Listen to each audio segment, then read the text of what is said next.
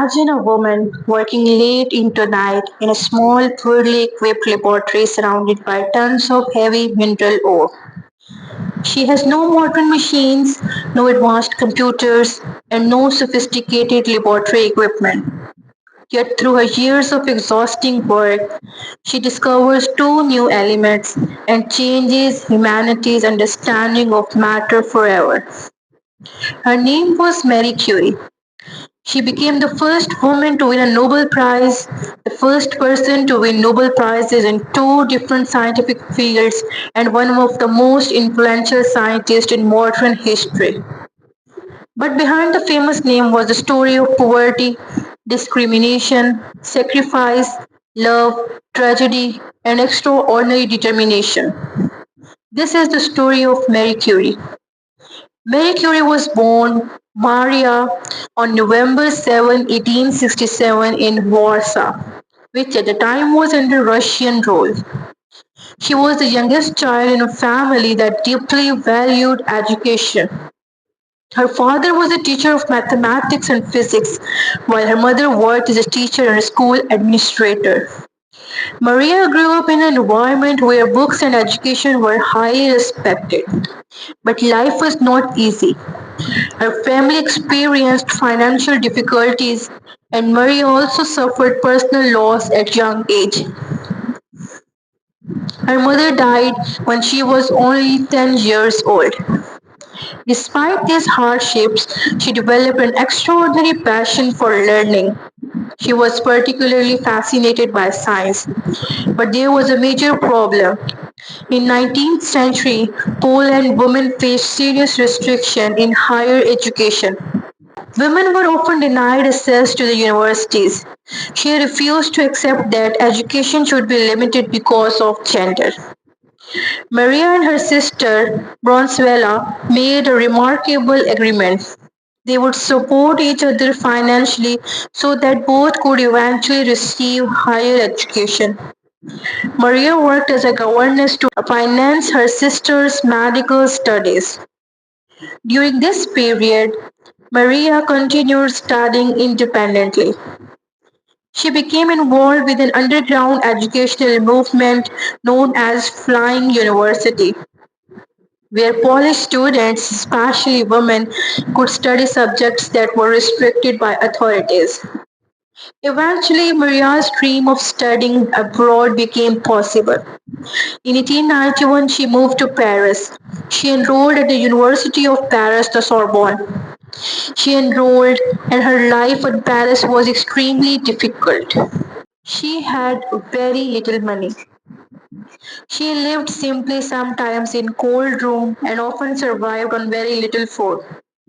But she spent her time studying and earned degrees in physics and mathematics and quickly established herself as an exceptionally talented student. Paris would also change Maria's personal life. In 1894, she met Pierre Curie, a French physicist who was already conducted important scientific research. They shared something unusual for their time, a deep intellectual partnership. They were united by their love of science.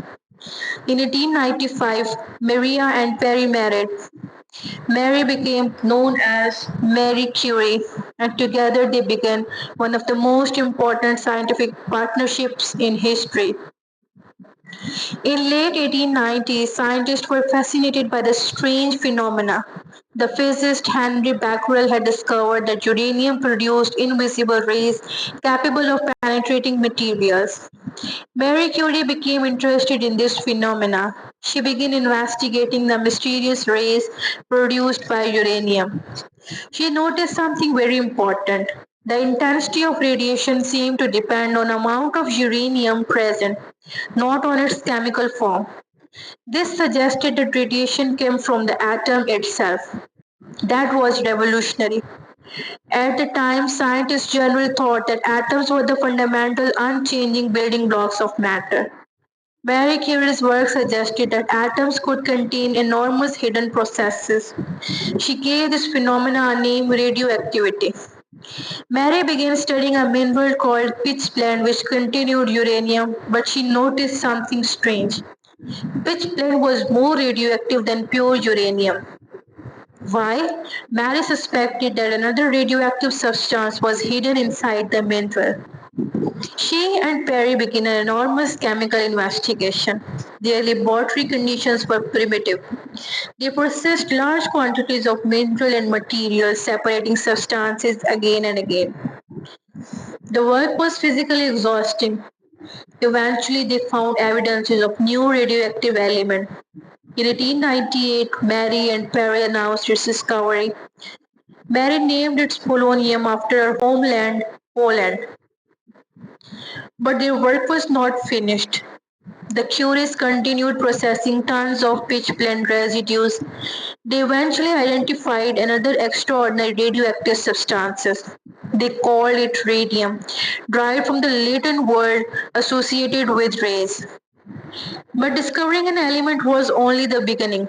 The Curies needed to isolate radium and determine its properties.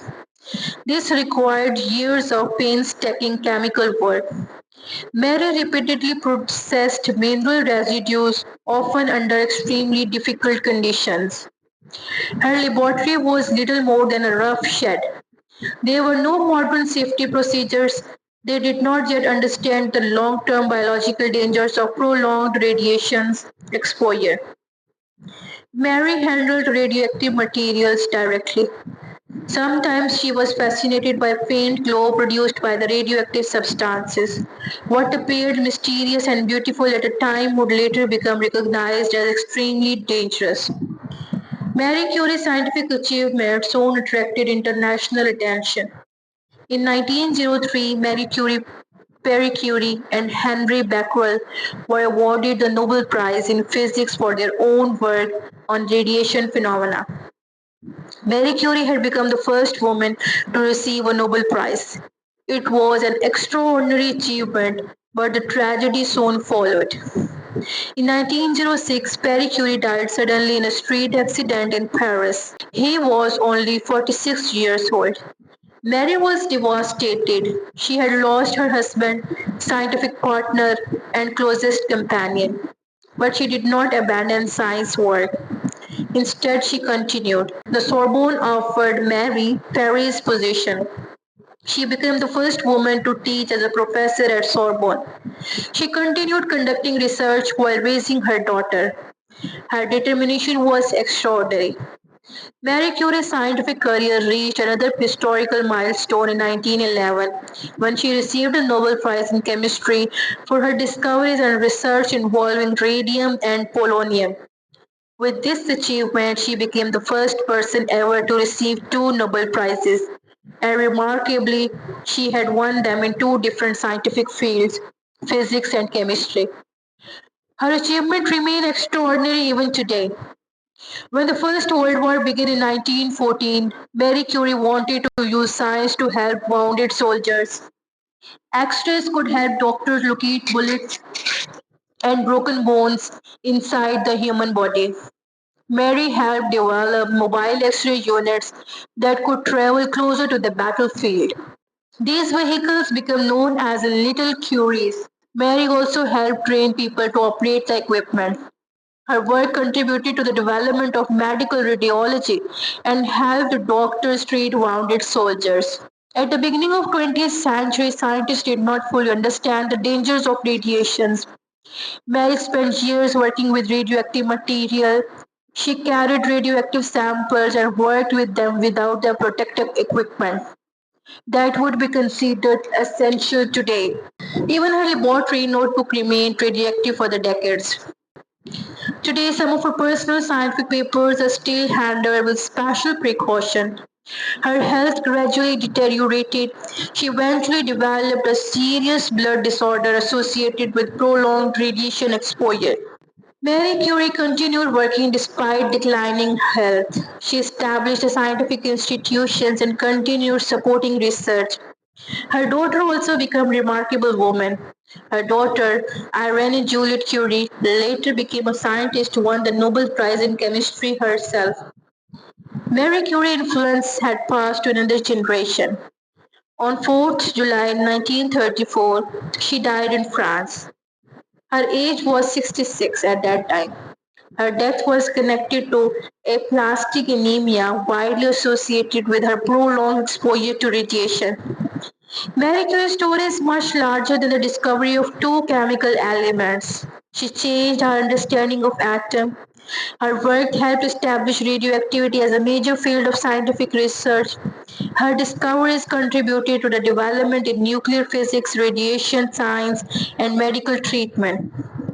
But perhaps her greatest legacy is not an equation or chemical element. It is an example that she left behind.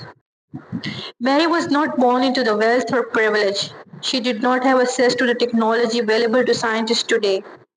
But she possessed something more powerful: curiosity, courage, discipline, and extraordinary determination to understand the world. Her discoveries changed the science. Her work influenced medicine. Her achievements opened doors for the women in scientific research, and her name became permanently associated with the one of most powerful forces ever discovered within the nature. And finally, to the scientist whose work transformed the modern world. Marie Curie's journey remains one of the greatest stories in the history of science. She once said, "We must believe that we are the gifted for something and that this thing, at whatever cost, must be attained."